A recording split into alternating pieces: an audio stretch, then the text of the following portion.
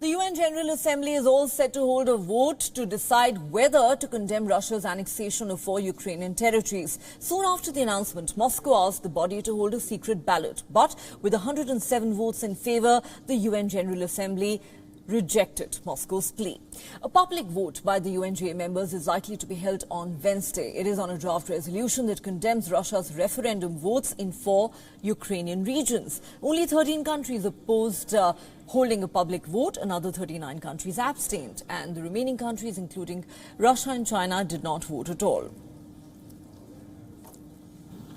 The war in Ukraine should have been never started. But it will end one day.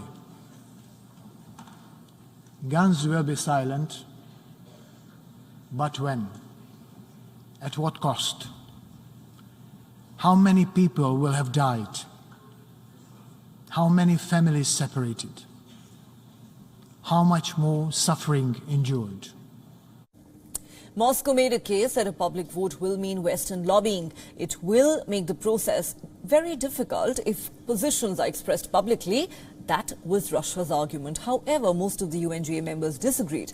Mostly Western countries have united to condemn Russia's aggression, especially since the war entered its 6th month. September was crucial for the course of the war. Russia held so-called referendums in Donetsk, Luhansk, parts of Kherson and Zaporizhia. To no one's surprise, they were all in Kremlin's favor.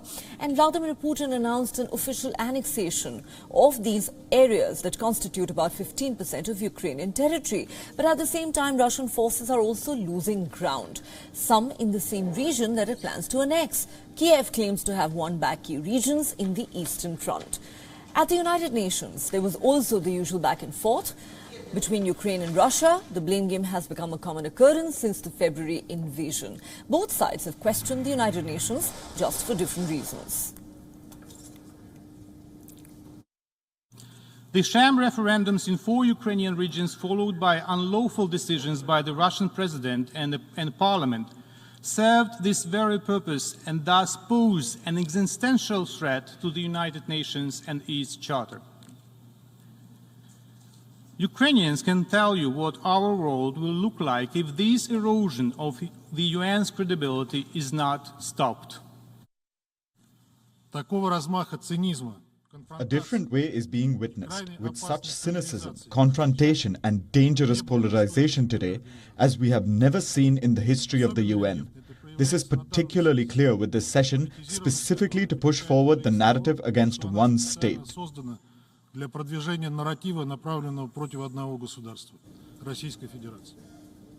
For more on that big story, we're now joined by WION correspondent Susan Teherani, who joins us from New York. Susan, now, today, of course, Russia has already suffered a setback in that it wanted a secret ballot. That plea was roundly rejected by most members of the UN General Assembly. But now the more important vote is on whether to actually condemn Russia's so-called annexation of Ukrainian territory. Is that vote likely to take place on Wednesday? And is it a foregone conclusion that most countries will in fact vote in favor of condemning Russia, or is it too early to tell?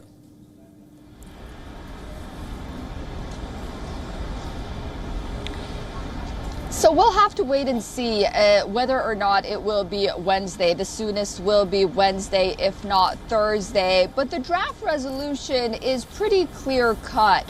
And considering the fact that most of the provisions, and it's in front of me, calls for adhering to UN Charter and not attacking or invading sovereign countries and sovereign states, and this is regarding the annexation of partly occupied Ukrainian territories, it is expected to garner overwhelming support, at least, whether or not it takes place on Wednesday or Thursday.